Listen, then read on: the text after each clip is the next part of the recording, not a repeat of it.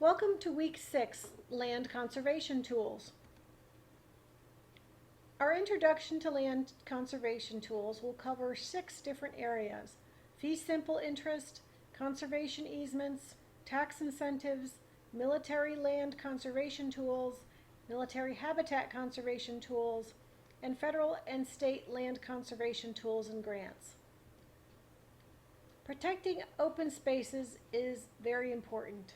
It improves and preserves the quality of life, safeguards drinking water supplies, reduces runoff, protects wildlife habitat and biodiversity, provides recreation in and near urban areas, improves air quality, can be used to help curb urban sprawl, and protect scenic resources. So how do we protect land? Land conservation can equal acquisition or purchase. In other words, fee simple interest, the land is directly purchased, or conservation easement. Most land protection is through easements. Land use is limited by a legal agreement. If acquired, then who owns the land or acquires the land? State and federal agencies, local governments, private land trusts. How is it acquired? Through either purchase or donation. What are conservation easements? Landowners possess a collection of rights that are like a bundle of sticks. Each stick in the bundle represents a right that the landowner possesses. These include the right to occupy the land, use the land, sell the land, give it away, or bequeath it in a will, keep others off the land, and subdivide the land. Owning all the sticks is called fee simple ownership. A conservation easement is a voluntary, legally binding, and perpetual agreement created when a landowner gives or sells a few of their property rights, some of the sticks in the bundle, to another party, who holds those rights in public trust forever. The landowner does this with the express intention of conserving some characteristics of the land. Enforcement of the easement is transferred to a public body or a holder. By giving up some rights in the bundle of sticks, a landowner ensures that the property will be protected from unrestricted development forever. The landowner retains possession and use of his or her land while conserving the property for future generations and potentially realizing some of the financial gain from that asset. So an individual can, for example, sell their land at 90% of the value, bank that 90%, and put the land in a trust for eternity, but still be able to use it themselves with some restrictions. Rights commonly given up in a conservation easement are the right to subdivide, the right to build new structures, the right to engage in activities that may endanger the resource being protected. These rights are given up forever. Rights that are not given up in a conservation easement are the right to sell or give the land away, the right to occupy the land, the right to use it in any way that does not endanger the resource being protected, the right to exclude others from the property, and any right not specifically mentioned in the conservation easement.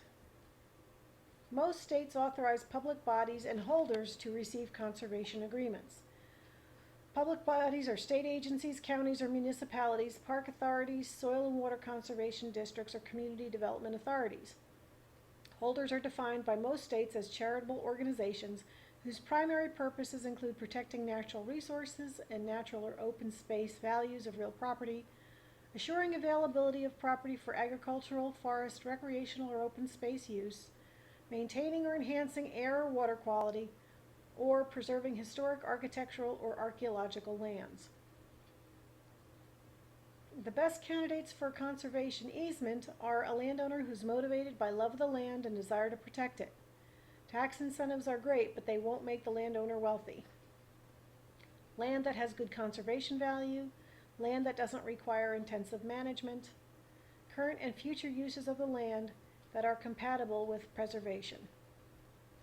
Tax incentives. To qualify as a charitable contribution, a donation must be in perpetuity, meaning permanent, made to a qualified grantee, a land trust or a public agency, must meet at least one of the following conservation purposes: preservation of land for outdoor public recreation or education, relative predominantly natural habitats of fish, wildlife, or plants, preservation of open space, including farm and forest land, preservation of historically important land or buildings.